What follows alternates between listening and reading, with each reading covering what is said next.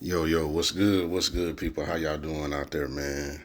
Hope everyone's blessed. Hope y'all doing well, man. Salute to all the new subscribers that been checking us out, showing us love, man. Appreciate y'all, man. And shout out to the other guys in the group: Shard, JB, Kobe Bryant Film Room, Big Dog Talk Sports. Y'all check out their pages, man, as we move forward. All right, so check this out. Last few weeks or so, there's been talks about Kevin Durant and the GOAT conversation. I think someone had asked him,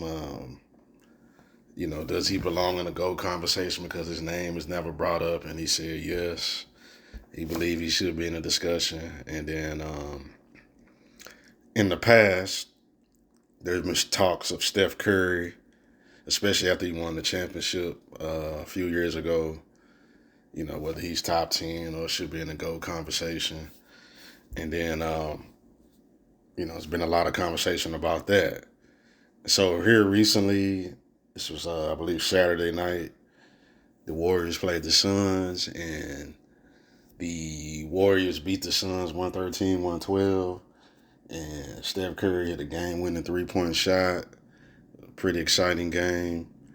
And after the game, Kevin Durant says that Steph Curry, in his opinion, is a top 5 player of all time and is the greatest point guard of all time. You know, just his opinion. And I was like, okay, I don't agree with that, but that is his opinion. So I just want to give my thoughts and my opinion on both guys. Um, I believe both of them are great. They both are all-time greats, but I don't believe either one of them are top 10, and neither one of them certainly should not be in the GOAT conversation. And this is no disrespect. I like Steph Curry. I'm a fan of Steph Curry, but I do not believe he's a top 10 player. I believe he's outside the top 10. I do not believe he's the greatest point guard. I give that honor to Magic Johnson. He's the greatest point guard that ever lived. And Kevin Durant, great scorer. He's not top 10 or top 15 to me. What it come down to for me, and this goes for both gentlemen, is it's very, very important. It's always been important on how you go about your business. And what I mean is how you go about your business of winning and winning championships. Now, as we know, and everybody knows, after 2016, when the Warriors came back on the Oklahoma City Thunder, they were down 3-1. They came back. The Warriors won the series in 7. And then the Warriors, they went on to the NBA Finals, and they lost a 3-1 lead to the Cavs, and they lost the championship in 7. After the series was over, the Warriors, they went on a recruiting trip, and they recruited Kevin Durant, and they both mutually agreed to join up with each other. And I'm going to read you some excerpts of this process that they had, just real quick, and you come to your own conclusion. So, when the Warriors, after they lost the finals and Kevin Durant was a free agent, they decided to fly to New York, to the Hamptons, where Kevin Durant, I'm assuming that's where he lived. And when they showed up, to recruit Kevin Durant, Kevin Durant was kind of surprised that, the main guy, all the main guys, the GM was there, Bob Myers, Steve Kerr, and yes, Steph Curry, Klay Thompson, Draymond Green, Andre Iguodala, they were all there. So I'm just going to read you a little excerpt from that day, and I'm going to move forward. This is Kevin Durant. This is his thoughts when the guys show up. He said, quote, he said, they all walked in, and it looked like they were holding hands. Durant cracked. I could tell that they really enjoyed being around each other. End quote. So for you people that say, oh, well, man, Steph Curry, he wasn't part of it. No, no, no, no. Kevin Durant confirmed they were all there, including Steph Curry, and they was there recruiting him. Now, during this process, um, the agents were talking or whatever, and Kevin Durant said, well, I want to hear from the players. So, quote, this is Steph Curry. This is Steph Curry talking to Kevin Durant this day when they all went to recruit Kevin Durant. And the quote says, I'm here and I want you. This is Kevin Durant. Steph Curry recruiting Kevin Durant. Those were his words. This is an article. I'm going to pin the article in the description so y'all can read it yourself. And so, Steph Curry was part of the recruiting process. And Kevin Durant, of course, we know how history went down. He agreed to join them. They all joined up and they formed the super team. And they proceeded to go about winning 2 championships. They won 3 finals. The last finals, Kevin Durant was hurt. And that's that. They won 2017 and 18. 2019, they lost. Kevin Durant tore his Achilles. They lost to the Raptors. Okay, cool. So, for me, this is very, very important. Okay? How you go about your business of winning matters. It has always mattered. Oh, you don't think so? I'm going to let y'all hear from Shaq. Shaq was on his podcast, and he was talking about Kevin Durant. And he was talking about the whole thing with Golden State. And I'm going to let you hear what Shaq was talking about, where his mindset was when he played. And you'll see what I'm talking about real quick. I think people were upset because, especially guys that we play this game. If we knew that was acceptable, probably a lot of us would have switched up. If I knew that was acceptable, I would have just went to Chicago. If I knew that was acceptable, I would have went and played with the Spurs. If I knew that was okay, you know what I'm saying? I would have went and played with a team that was almost there, like Utah. I would have went and played in Utah. Like if I knew that was acceptable. We always thought like, nope, you the man, you the guy, you got to get it done. You got to stay, you got to make trades, you got to do this, you can't. And I think he did it before it was acceptable. It's acceptable now. People just, I want to go here, I want to do this, I want to, oh, hey, you play on the team, let's get on this team and create a big 3. But again, if I knew that was acceptable, I just would went and played with Mike. All right, so that is Shaq, courtesy of the Big Podcast. Y'all go subscribe to his channel and hear the rest of that clip.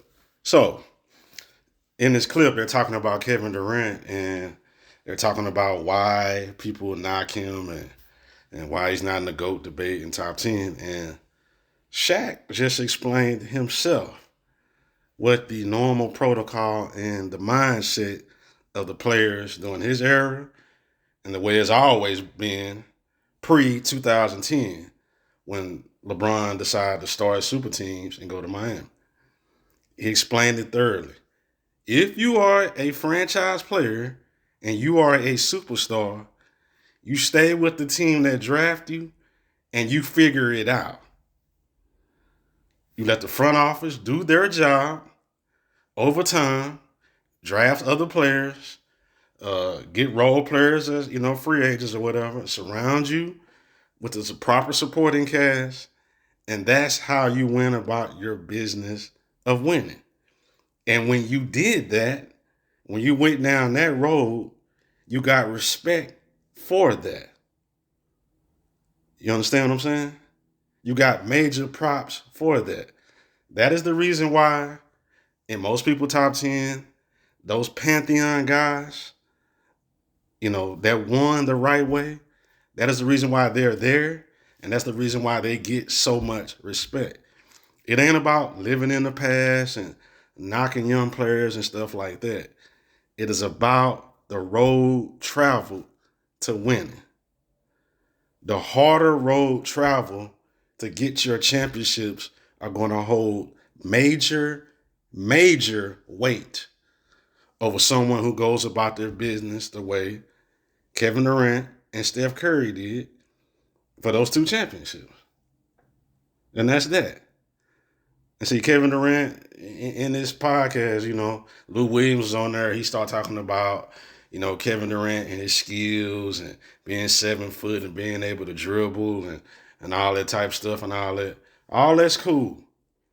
If you want to talk about, all time great scorers that have been in the NBA through his history, sure, you can put Kevin Durant top 5 or whatever. But when we talk about the pantheon top 10 players of all time, no, Kevin Durant's not there. He's nowhere close to the GOAT conversation. He has not gone about his business of winning the right way. Yes, he has 2 championships. Yes, he has 2 finals MVPs. But he did that by joining up with Steph Curry, and they won on a super team. So guess what? For the real historians and fans like myself, we don't respect that. Those championships hold no weight. And ever since then, all Kevin Durant has done is recruit and try to form super teams to win the easy way. Anybody can win like that. You heard Shaq, what he said. He said, if I would have known that, I would have just left and went to go play with Michael Jordan. Or go play with Utah. Utah was close. I could have just joined up with them. But he knew that was not acceptable. He was a franchise player, and other franchise players, they stayed with their home team that drafted them, and they did it the right way. And this is the reason why those guys are so beloved to this day. This is the reason why Kareem, Magic, Bird, Dr. J, Kobe, Shaq, Michael Jordan, all these guys won the right way. The reason why Michael Jordan is so beloved, I said it and I'm going to say it many, many times. The reason why he's so beloved to this day, and the reason why, when he won his first title in 1991, he was celebrated across the world, is because the journey that he had to go to win that. He did it the hard way. He didn't run. When things got tough, they went to the gym, worked hard on their game. He helped improve the players around him, Pippen and stuff like that. And that's how they went about winning and overcoming. Okay? How you win and how you go about your business matters. Steph Curry. I love Steph Curry. I'm a big Steph Curry fan. I have Steph Curry outside the top 10. I have him around 15. And the reason why he's not in the top 10 is because he deserves blame also. I just read you the quote where he flew to the Hamptons after getting beat in 2016 and recruited Kevin Durant. Now, Kevin Durant accepted it. So they both share in the blame. I am not going to be biased because I like Steph Curry. So guess what? Those 2 titles in 2017 and 18, they hold no weight. None. He won a title in 2015 and 2022. He won those the right way. And those hold weight. And those, to me, will count on his resume towards where I rank him, which is outside the top 10, around 15. See, Steph Curry, he underestimated himself. He underestimated the will and the guts and his heart that he had. You see, after he lost in 2016, a series they should have won and they got hosed, but I'm not going to go into that. He should have, hey, you're sad, you're upset, you're hurt, you cry or whatever after you lose. I understand that. He should have got up off the mat after being knocked out, got up off the mat, got in that gym, with his guys, the same team, and got better, regrouped, and came back and won. Imagine the story if Steph Curry would have stayed with the same team. Don't go recruit Kevin Durant. Kevin Durant stayed with his team. He played Kevin Durant again. He beat him again in the playoffs. And he get to the finals. He played that Cavs team again and beat the brakes off of them like they was about to before they got hosed by the league with that Draymond Green suspension. Imagine the comeback story. And then he win 2 more titles the right way. Then we could have been having a discussion about Steph Curry being in the top 10. Because all 4 of them championships would have hold a lot of weight. But those 2 in the middle he got, 2017 and 18, are absolute dog shit. They mean nothing. I'm not going to be biased because I like Steph Curry. And I do like him. And I am a fan. And I enjoy his game. But see, he underestimated himself. This is the reason why when he won in 2022, he was crying and shed a tear because he knew the burden and the weight of hearing the Kevin Durant talk and stuff like that and not winning the finals MVP. And, he's going to constantly hear that until he won another one, leading his own team again like he did in 2015 the right way. There's going to be some constant talk about, well, was this his team? Was it Kevin Durant's team? They only beat LeBron because it was a super team and all that old garbage. Okay, so he has 2 championships that he won the right way. He got 2 of them that are absolute dog shit garbage. That means absolutely nothing to me. Nothing. Sorry, I'm from the old school. You have to win the right way. You have to go about your business of winning the right way if you want credit from me. Those guys that I have in the top 10, go look at my top 10 video, scroll down and find it. Those guys there, they won the right way. They went about their business of winning the right way. So they're going to be elevated and held up in Pantheon status. Because when shit got hard, they did not tuck their tail and run. They dug deep, got in that gym, got in that weight room. They worked harder and they got better. I talk all the time, me and Jay, but we talk about the Lakers in 2009, that great season, that magical season, the Lakers. Kobe, when he lost in 2008, he didn't quit. He was hurt. He was devastated. It was tears. I was hurting because I hate Boston. I hate the Celtics. And I was rooting hard for Kobe and them to win. I hate Kevin Garnett and Paul Pierce as players. I don't know nothing. I'm talking about as players in the Celtics. I hated that they lost in 2008. But I have so much admiration and respect and love for Kobe Bryant because when shit got hard, when he was low, when he walked off that Boston Garden a loser, he did not quit. He went about his business the right way. You heard Trevor Reeves. He called him up. Hey, this is what we got to do. We got to do X, Y, Z, this, and this to get better.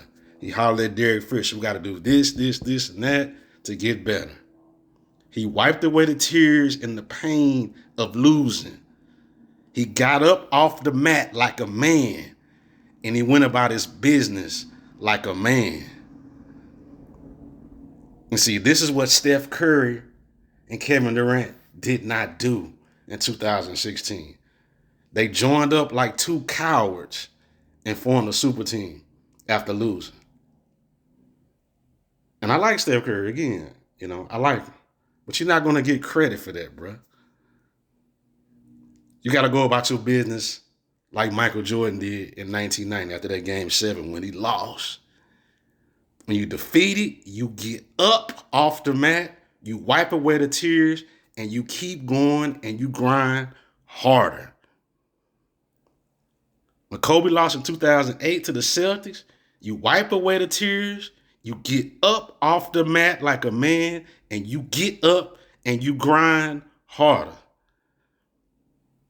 Young people in life, when something don't go right and you fail to start a business, you fail to test at school, this business fail, or you do something wrong at work, when life hits you hard and they knock you on the mat, you wipe away the tears, you get up off the mat in life, and you continue to move forward and you grind harder. You don't go out like a coward, pick up a gun and go rob and steal from somebody. You don't go pick up a gun and go rob an old lady and steal her money. You keep moving forward and you grind the right way. And see, Steph Curry and Kevin Durant, they didn't do that in 2016. So they don't get the honor and the respect of being a top 10 player or in the GOAT conversation. Because when shit got hard, they didn't go about their business the right way. Michael Jordan, Kareem, Magic, Bird, Tim Duncan, Hakeem, Jerry West. How many times did Jerry West lose to the Celtics? Heartbreaking series. How many times? He finally broke through. He kept grinding and moving. He finally got through in 72. Hakeem, how many years did they lose till he finally broke through? Dirk, oh man, Heartbreak Hotel in 2006. He never left his franchise. He kept moving forward and grinding until he got that championship the right way. How you go about your business is, and how you go about winning is going to determine how you looked at. And see, Kevin Durant, I'm sorry, bro. And then you got another super team now with the Suns. And you're not even the guy now on your own team. When it's late in games, Devin Booker and stuff be taking over, making all the big shots. So if the Suns win the championship, you ain't getting no credit for that bullshit. You're not. Winning the right way matters, people. It matters. We need to get back to that mindset of how we rank players. This garbage super team crap that LeBron started in 2010, that shit there, we don't need to have no respect. We don't need to talk about that shit no more, man. You need to get rid of super teams. No respect for super teams. Anybody that former super teams, we don't respect that championship. We just don't. How you win matters, people. How you go about your business of winning matters. It's going to determine how people look at you in the future. And for right now, Steph Curry, until he win another title the right way, he's not a top 10 for me. Kevin Durant, he'll never be top 10. Because at his age, and he got another super team now, he ain't going to never win a championship the right way, enough to be considered top 10. He'll never be a top 10 player. Never. The NBA players, they need to get back to the business of winning the right way. That's all that matters, people. The right way. I'll catch y'all next time, man. I'm out.